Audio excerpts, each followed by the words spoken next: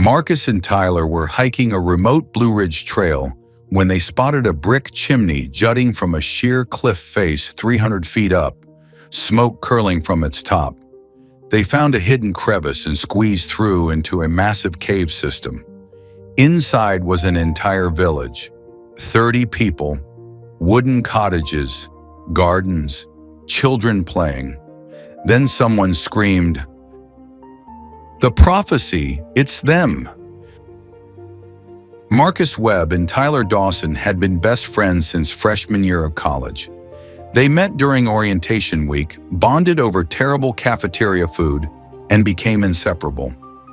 Every spring, they made it a tradition to go hiking somewhere new. It was their way of escaping the noise of everyday life. This year, they chose a remote trail in the Blue Ridge Mountains. They wanted something far from crowds, deep in untouched wilderness. The kind of place where cell phones had no signal, and the only sounds were bird song and wind through the trees. The first day went smoothly. They set up camp near a stream, cooked dinner over a small fire, and fell asleep under a blanket of stars. Everything felt peaceful. Everything felt normal. But the second day changed everything. They had been hiking for about 4 hours when something strange caught their attention. Marcus stopped suddenly and pointed toward a massive cliff face rising ahead of them. Tyler followed his gaze and felt his stomach drop.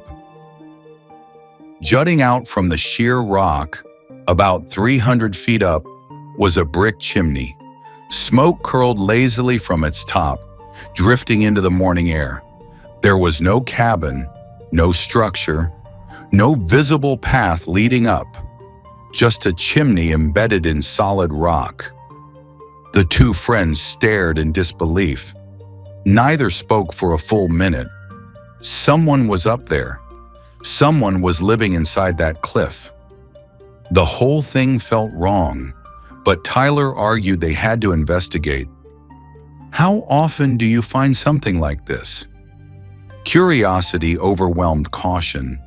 They spent hours scrambling around the base of the cliff, searching for any way up. The rock face seemed impenetrable. Marcus was ready to give up when Tyler spotted something hidden behind thick, overgrown brush. A narrow crevice, barely wide enough for a person to squeeze through. They exchanged nervous glances. Then they pushed through the brush and entered the gap. The passage was dark and tight. They had to turn sideways to fit, scraping their backpacks against cold stone walls. Marcus felt his heart pounding. What were they walking into? What if they got stuck? After what felt like forever, the passage opened up. Light flooded in from above.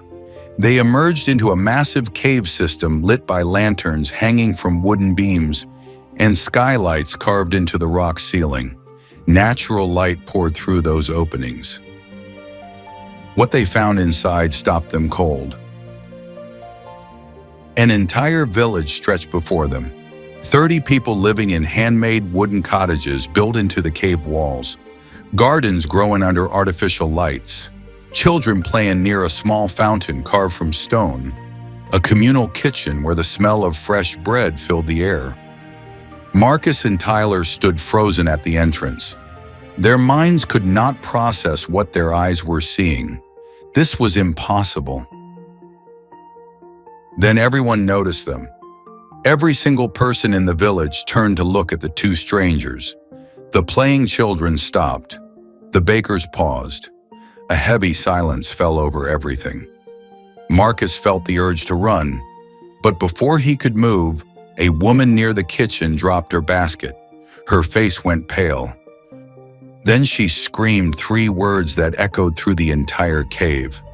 The prophecy, it is them.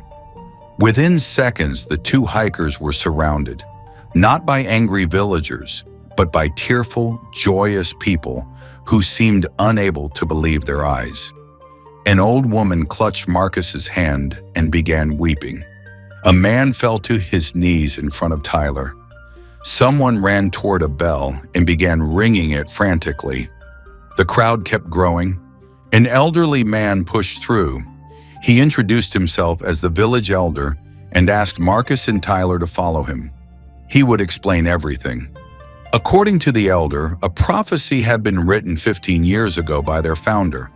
It stated that two wanderers in matching blue garments would arrive when the morning fog lifted on the 15th year. These wanderers would bring great fortune to the community. Marcus and Tyler looked down at themselves.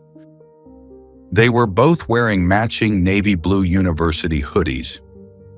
The fog had cleared just an hour before they spotted the chimney, and today was exactly 15 years to the day since the village was founded. They had accidentally fulfilled every single detail. The crowd erupted in cheers. People began preparing a massive feast. Musicians brought out instruments. Children danced around the two stunned hikers. Then someone new appeared. A man in his 50s with graying hair and an embarrassed expression walked toward them. The elder introduced him as Derek Shaw, the founder. Derek asked to speak privately. What he confessed shocked them more than the village itself.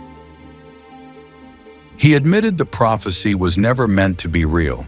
15 years ago, after drinking too much homemade wine, he had written it as a joke, a fun way to welcome future visitors. He never expected anyone to take it seriously. But the community embraced it completely.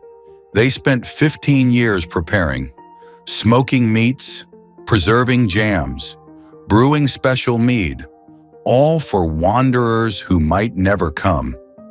Derek expected anger when he revealed the truth. Instead, the villagers laughed.